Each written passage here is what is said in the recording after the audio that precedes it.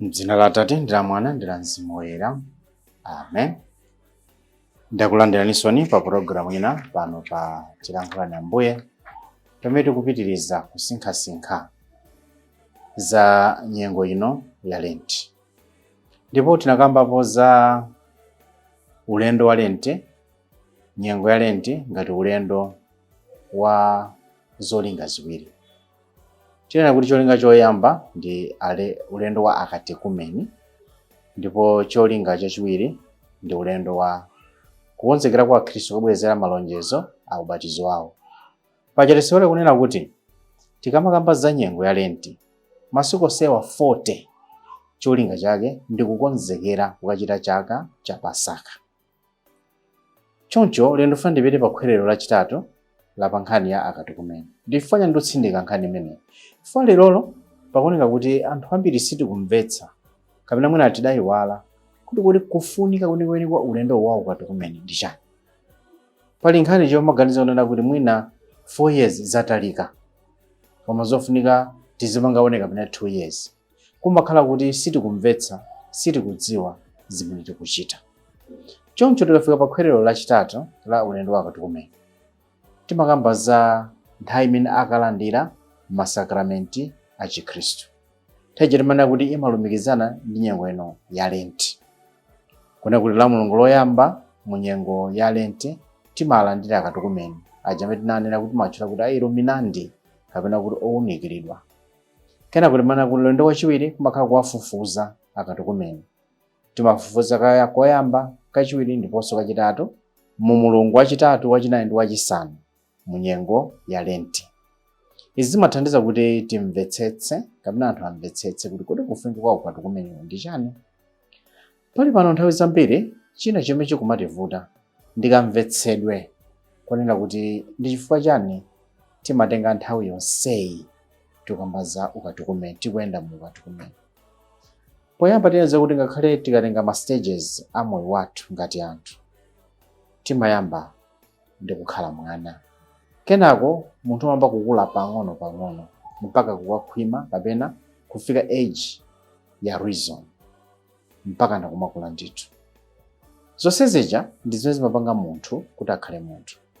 Ma experience akubwana, ma experience ngati teenager, ma experience adult, young adults, middle age, komanso pana old age. Oseja ndi ma stages amene amapanga ineyo ngati munthu. Choncho tikakamba za akatekumeni aja, kuna kuti 4 years imeneyi, cholinga chake timafuna kuti amvetsetse maphunzitso a mpingo, amvetsetse malamulo a ekleziya, amvetsetse malamulo a Mulungu. Naso mpulogalamu ina kuti adziwe kuti Catholic social teaching ndi chani, nanga ma morals athu ndi chani. Ndi chifukwa ninji timanena kuti akhristu, orientation yathu ngati akhristu ndiyosiyana ndi ena amene sali akhristu. So timafuna kuti munthu amene ali mkatekumeni amvetse za chikatolika, amudziwe mkatolika, audziwe ukatolikawo. Ndipo akamvetsa, ndipo akadziwa zoti kukhala mkatolika nkuchita chakuti, then amakhala wokonzeka, amakhala ready to be baptized, kuti alandire masakramenti achinyamata cha Chikhristu aja atatu oyambiriraja amene ali ubatizo, ulimbitso, ukaristiya. Ndine mafuna kuti lero ndikambeza nkhani ya dzina latsopano, dzina la Chikhristu. Ndi chifukwa chani munthu amatenga dzina la Chikhristu kapena dzina latsopano. Izi zimachitika chifukwa choti ife ngati akhristu ngati akatolika timakhulupirira kuti tindi anthu oyera amene ali pamaso pa Mulungu, amene amakhala nkhoswe zathu pa ulendo wathu wa pansi pano. Anthu amene ajawo timakhulupirira kuti ali ndi mphamvu zotithandiza kupemphera, intercession. Choncho potenga dzina la Chikhristu timafuna kuti timvetse za communion of saints. Tikamanga za communion of saints, mwina nayendanso kale programu ina kuti makamba za mpingo mmene uli woyenda, mpingo mmene uli suffering church, komanso mpingo mmene uli triumphant church, anzathu oyera. Ife ulendo wathu wapansi pano tikamayenda pilgrim church timakhala kutupita kwa Mulungu.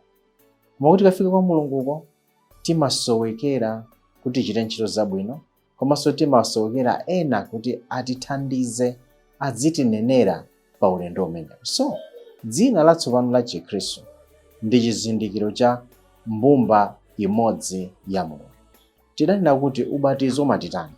Ubatizo poyamba umachotsa tchimo lobadwa nalo, tikawerenga The Doctrine of Grace ya St. Augustine.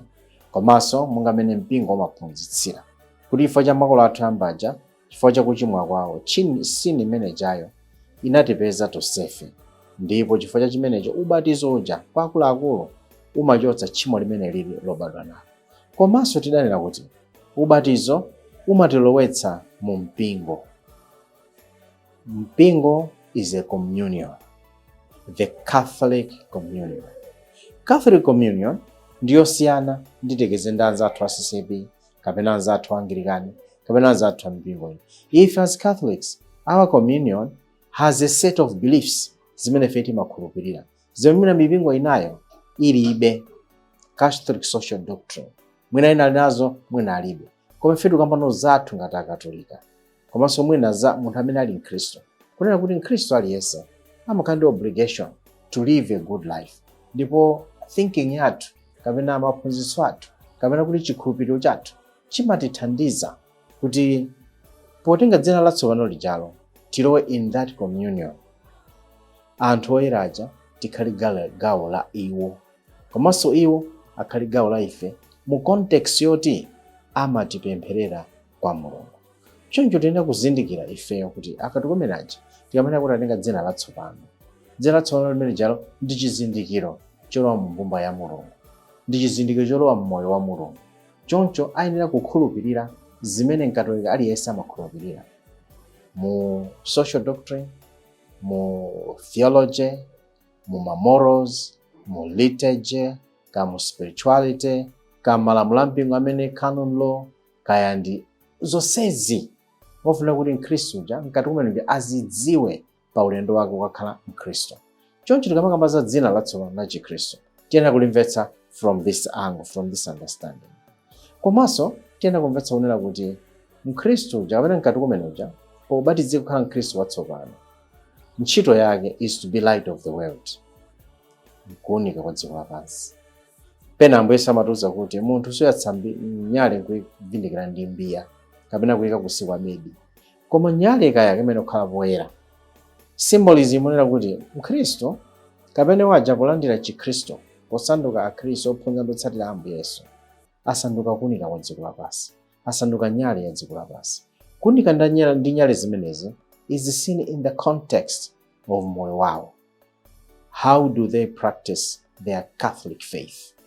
How do they practice the virtues that the church teaches?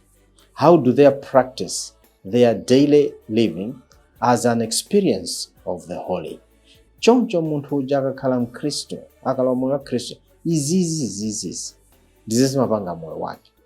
It's sad today, osati aliyense, koma to a certain extent, kunena kuti mwina amene so timatha kuti kuononga ma systems timatha kukhala ifeso Akhristu, ifeso Akatolika. Ndimabwereza point kunena kuti if really ife ndife anthu opa Mulungu, we would have transformed the nation, we would have transformed our families, we would have transformed even the very church that we serve. Koma chifukwa cha nthawi zina timalipira kukhala kuunika nyale imene iyi, chifukwa chake mwina zinthu zambiri zimasolobana.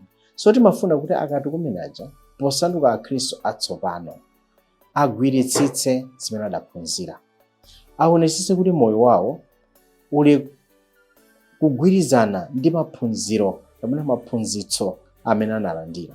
Aonetsetse kunena kuti akalowa mbumba ya Mulungu, akasanduka Akhristu, asinthe dziko lapansi.